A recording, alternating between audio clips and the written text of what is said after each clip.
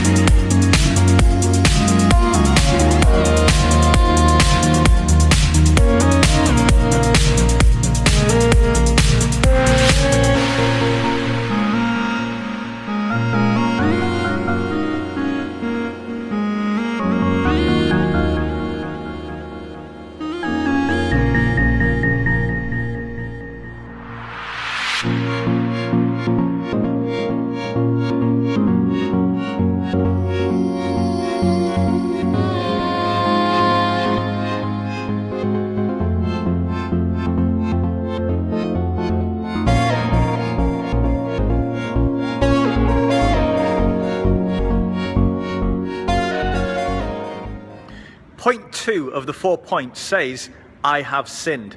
But everybody likes to say, but I'm a good person. Well, let's blow that one right out the water with the use of a computer running software that administers electric shocks and 3 electric chairs. Let me show you. Okay, lots of cables here coming from there all the way up onto the chairs themselves, and the chairs are wrapped in these lovely metal frames. No, not really. Okay, I am actually not going to go into any detail on how I do this, apart from to say, don't do it, okay? Seriously, do not try this at home. This is a message that we're giving to these youth as well. Do not try this yourself. I don't need to explain just how badly wrong something like this can really go, okay? If you really want to know how I've done this, and we're doing it very, very safely, if you want to know how, then you're going to have to get onto the group, wearechill.com, okay? I already describe it in the book, The Chill Effect, but if you ask me questions on the Facebook group, I'll tell you how you can do this kind of thing and do it safely. But really, unless you get that description, do not do this. Do not do this, do not do this. Not with electric chairs or electricity anyway. So while I'm not going to describe how to electrocute people, which I don't really need to, I am going to say this kind of theme works really well. And you don't need electricity to do it. All you need is a way for your young people to decide who gets punished and to be willing to administer a punishment. Now then, it needs to look like it hurts, it needs to look like it's really unpleasant, so that the people deciding you should get this are actually making a bit of a nasty decision. You're tricking these youth into thinking it's okay to do something really, really bad. I mean, if they see people getting an electric shock and it hurts, and they're willing to give someone else a shock knowing that it hurts, it's a bit hard for them to go on and say, but I'm not a bad person. Because bad people don't do things like that. And we're making the point that anybody has got it within them to do something like that. Now, it doesn't need to be an electric shock. It can be a cream pie in the face. It can be anything. As long as you make sure they know that these people on stage don't want it, it's not going to be nice for them, and then you give them the choice. If they choose to do an evil thing, then they have that capacity within them. Be creative. There's loads of different ways that you can do this, but make sure, however you do this, you do it safely.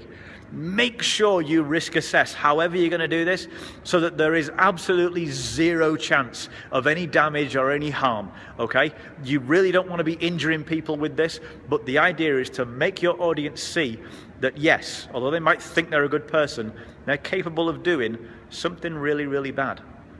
Again, get on the group, ask me the questions. I will tell you exactly how we do this. Believe me, it's not nearly as painful or as nasty as it looks. It's not dangerous in any way, shape or form whatsoever. We've made sure of that, okay? Which is why I'm saying, unless you know exactly how we've done what we've done, don't do this. Don't try it. Not the way we've done it, and certainly not in a way that is dangerous, okay? Need any advice about any of this thing, then get in touch. You know the website by now, www.wearechill.com. There's a Facebook group that leads off that, so you can get in, you can get into discussion and ask me questions, okay? Although you don't want to be killing anybody or endangering anybody, it is actually really, really good to give people this opportunity to see that no matter how good you think you are, you've got the capacity for something else inside of you. So this 4 points right there, I have sinned. It's true of everyone, and it's really easy to put that across.